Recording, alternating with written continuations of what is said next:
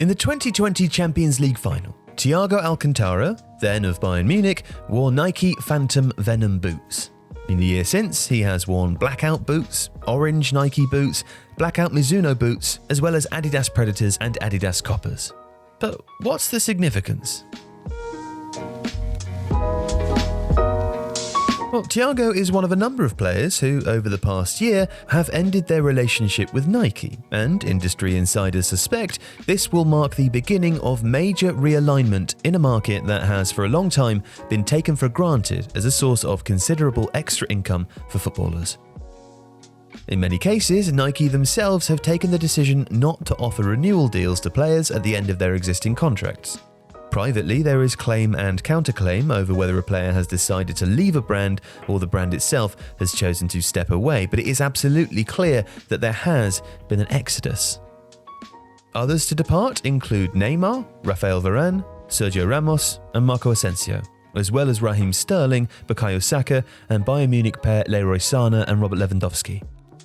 And there are different explanations for this. In September 2020, Neymar left for Puma in a deal that the brand saw as a once-in-a-lifetime opportunity to sign an elite superstar.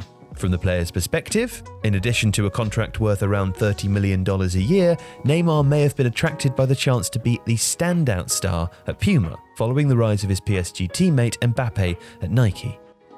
In a familiar theme, sources close to leading players have suggested that elite stars require more attention and promotion than they have sometimes received from the largest brands. And internal competition is common. For example, The Athletic is aware of one leading Brazilian player who was unhappy to play second fiddle while Neymar remained at Nike. As one agent explains, "You can sign my player, but what will you do for him? Will he be in the adverts or will he stand at the back behind the other star players?" Budgetary issues provoked by the pandemic have compelled Nike to reduce risk by limiting their endorsement deals. The company's co-founder Phil Knight has said that COVID-19 hammered us in the financial quarter to May 31st, 2020, and warned that it will change the whole face of the business.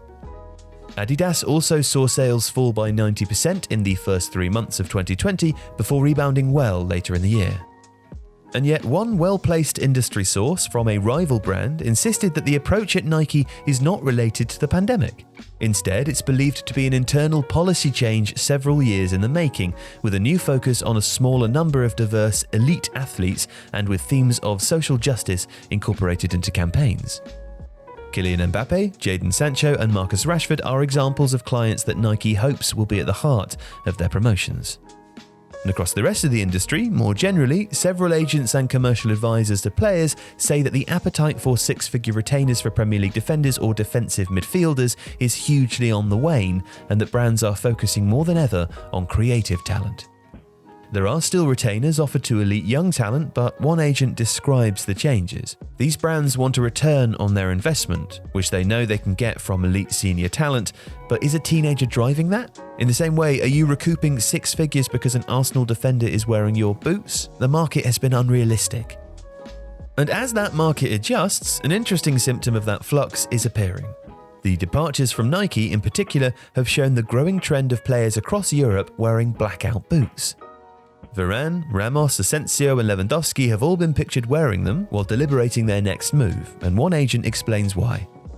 When a player is out of contract with a brand, he says, they often wear blackout boots because the brand will not give them money anymore. Some will go to the extent of going to the shop, buying the boots of a brand, and then spraying all over them to avoid giving the brand marketing value. Now, sometimes the plan doesn't work. Several years ago, Adnan Januzaj was between contracts at Nike and New Balance and needed to spray over his Nike boots so as not to promote the brand he had left. Yet the match played out amid heavy rainfall, and over the course of the game, Nike's distinctive tick became visible. Raheem Sterling had more success. He left Nike last year and wore blackout boots in a match against Southampton. He also wore whiteout boots in this season's Champions League, and he's expected to join New Balance. So too is Arsenal's Saka. While elsewhere, Adidas have secured agreements for Thiago, Ramos and Asensio, and Varane is likely to join Neymar at Puma. The scene is changing. One source sees it as cyclical though, pointing out that while the breadth of portfolios is likely to shrink, the rewards for the greatest talents can rise. So, as Europe's elite players negotiate with new brand partners, they are about to discover just how valuable they are considered to be.